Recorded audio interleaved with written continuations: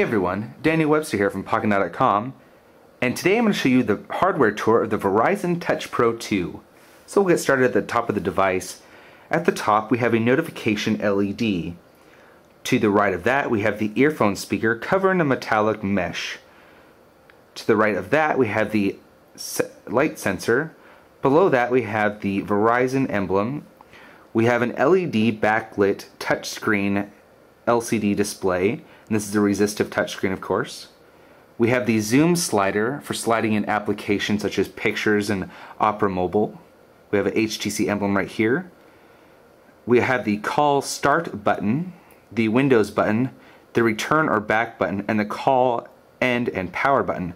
It actually took me a minute to turn on this device because I assumed that the top button on this device was actually the power button like it is on the other Touch Pro 2s, but it's actually this button here. So if I push on this button, it'll turn on the device, and then it'll ask me to, it'll say backlight is off, so I have to press this button, which is kind of weird. So I'll just turn that off, turn off the backlight. And we'll move to this side of the device. We have the volume rocker, so up and down, pretty simple. No other buttons on this side. Move to the bottom, we have the proprietary input, which is also a mini USB. Right here we have a 3.5mm headphone jack for a stereo headset. We also have one of our microphones right here. This is a stereo microphone device, so this is for the main calling. For stereo, or for speakerphone, there's another microphone on the side, which I'll show you in a second. We have our stylus, a non-magnetic stylus, but when you pull it out, it actually turns on the device. As you can see, we'll just turn off this now. Move on to the other side, we have one of our other speakers for conference calling. Move on to the back of the device, we have a lanyard hole right here, so if you want to put a strap on this device you can do that as well. We have this global scene that's etched into the back of the device, along with the brushed metallic bezel around the 3.2 megapixel camera and the mute button for the conference calling feature. If we open up the back of the battery cover, we have all of our normal equipment under here. We of course have our battery. On this device we have stereo speakers, so one on each side of the camera.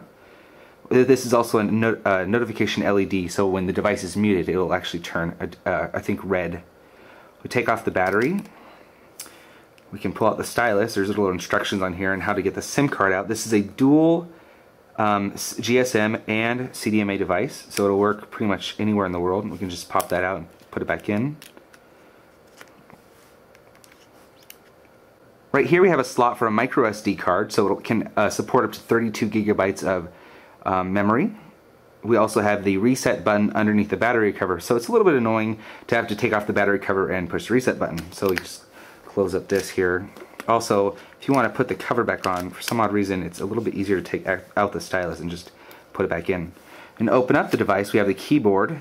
It's a standard QWERTY 5-row keyboard, and it works very well. I'm actually surprised of how well the keyboard is. It's a little bit different than some of the other Touch Pro 2s. Some of the button configurations are a little bit different. Like, for instance, the function 1 is a tilde opposed to an exclamation mark.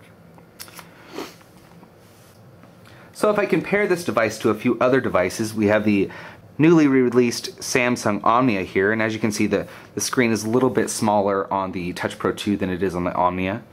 It's also a little bit thicker, as you can tell right here. It's a little bit thicker than the Samsung Omnia, and about the same width, so we can look at that one.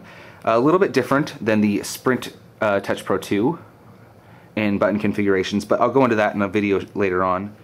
The original Touch Pro, a little bit thinner than the Touch Pro. The keyboard, of course, it does tilt up on the newer device opposed to the older device. Just close that. And an Xperia X1 screen is a little bit larger on the Touch Pro 2 opposed to this one. Also button configurations, and is about the same thickness as the Xperia X1.